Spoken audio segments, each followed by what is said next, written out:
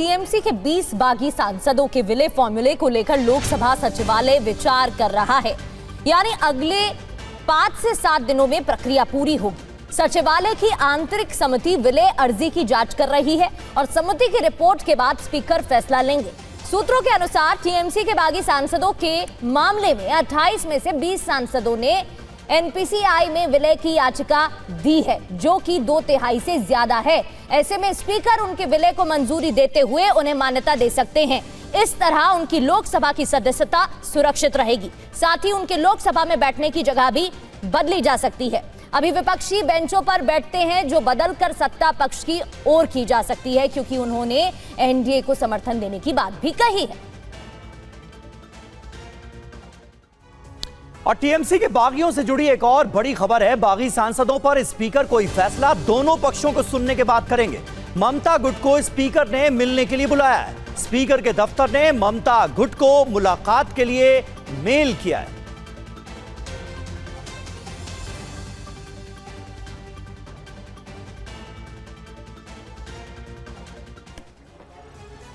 तो ऐसे में आपको बताते ही हैं कि ममता बनर्जी की आज की तारीख में सबसे बड़ी मुश्किल क्या है, ये आप जान लीजिए। अपने धड़े को असली टीएमसी साबित करना, क्योंकि ये अपने आप में एक बहुत बड़ा चैलेंज है। क्योंकि जिस तरह से एक एक करके उनके विधायक, उनके सांसद उनसे नाता तोड़ रहे हैं। पार्टी का नाम और सिंबल बचाए रखना, कहीं हश्र उद्धव ठाकरे या शरद पवार जैसा ना हो, ये एक बहुत बड़ी चुनौती है। बागी सांसदों को अयोग्य घोषित करवाना, ये उनके लिए एक बहुत बड़ा चैलेंज है। विधानसभा में, पार्टी में और टूट ना हो, इसे कैसे रोका जाए, यह भी एक चुनौती है। चुनाव आयोग के सामने ठोस सबूत रखना पड़ेगा। ऐसे में ममता बनर्जी की मुश्किलों की फहरिस्त काफी ज्यादा लंबी नजर आ रही है। बिल्कुल, और बागियों की रणनीति क्या है ये भी समझ लेते हैं। 2 मोर्चों पर घिरती हुई ममता बनर्जी दिख रही हैं। पार्टी के नाम और सिंबल पर दावा करेंगे, एक तो ये भी रणनीति, और पार्टी की संपत्तियों पर भी दावा किया जाएगा।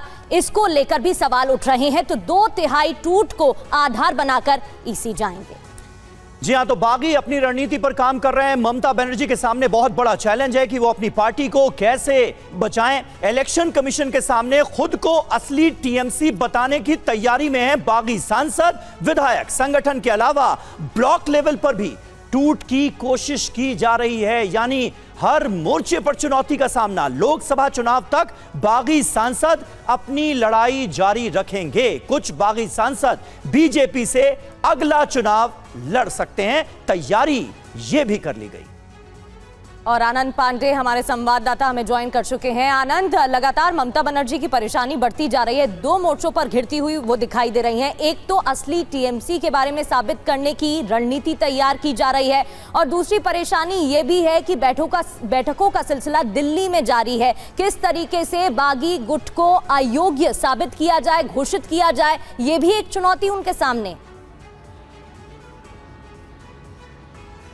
जी बिल्कुल, मैं एक अपडेट और देना चाहूँगा कि लोकसभा स्पीकर से जो रविवार को मुलाकात हुई थी कीर्ति आज़ाद की और सागरिका घोष की, उन्होंने कहा था कि कोई भी फैसला लेने के पहले आप हमारा पक्ष भी सुनिएगा। तो संडे को ही लोकसभा स्पीकर ने जो बाकी सांसद हैं, 19 बागी सांसद थे, उस दिन उनसे मुलाकात की थी, उनका पक्ष जाना था। और उसके बाद सोमवार को यानी कि कल उन्होंने अभिषेक बनर्जी को मेल किया था कि आप लोग भी आकर अपना पक्ष हमारे सामने रखिए।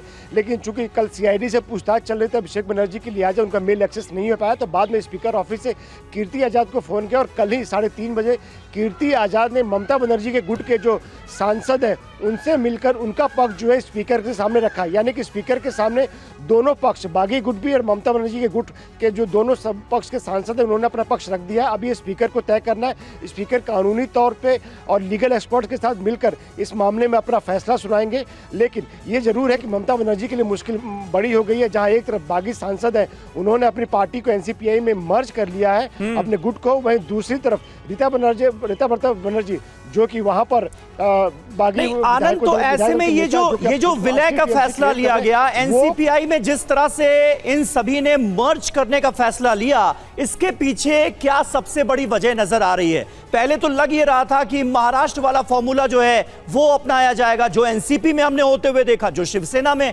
हमने होते हुए देखा। यहां पर अगर वो फॉर्मूला अपनाया जाता है तो कुछ चैलेंज है क्या? उन बागी सांसदों विधायकों के सामने जिन्होंने ममता बनर्जी से अलग जाने का फैसला किया है, वो संभव नहीं हो पा रहा है क्या?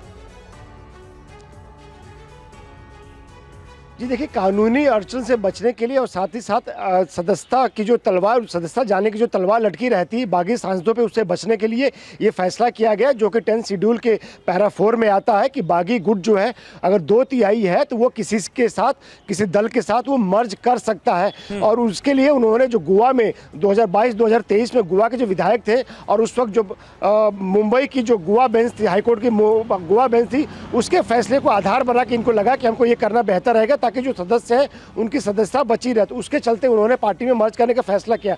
और दूसरी बात ये भी है कि वहाँ रीता बनर्जी वो वहाँ पे ममता बनर्जी की जो पार्टी है टीएमसी, वो खुद को असली टीएमसी होने का दावा करेंगे। कल परसों में वो आगे जाकर कोर्ट में और चुनाव आयोग के सामने वो दावा करेंगे कि चूंकि हमारे पास 60 से ज्यादा विधायक है तो ऐसे में असली जो टीएमसी हम है, तो जाहिर तौर पर जो सांसद है वो टीएमसी पे दावा नहीं करेंगे।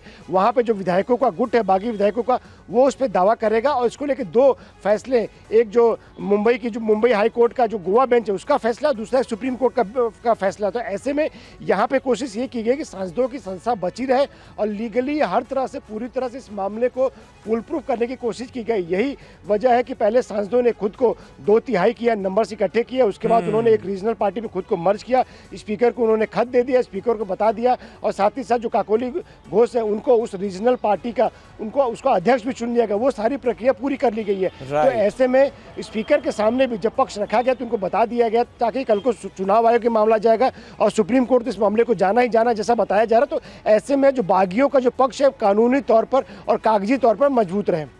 बहुत शुक्रिया आनंद आपका। ये बड़ा कॉम्प्लेक्स इशू है लेकिन आपने बहुत अच्छे तरीके से समझाया। हमारे दर्शकों को भी अब पूरी तरह से समझ में आ गया होगा कि रणनीति दरअसल क्या बनाई गई है। असल मकसद तो यही है कि किसी तरह से पूरी टीएमसी पर कब्जा जमाया जाए और ये साबित करे बागी गुट की वो ही असली टीएमसी हैं। लेकिन तब तक कहीं सदस्यता ना चली जाए इसलिए मर्ज करने का फैसला किया गया है एक छोटी सी रीजनल पार्टी में। लेकिन असल मकसद जो है वो बना हुआ है, बरकरार है।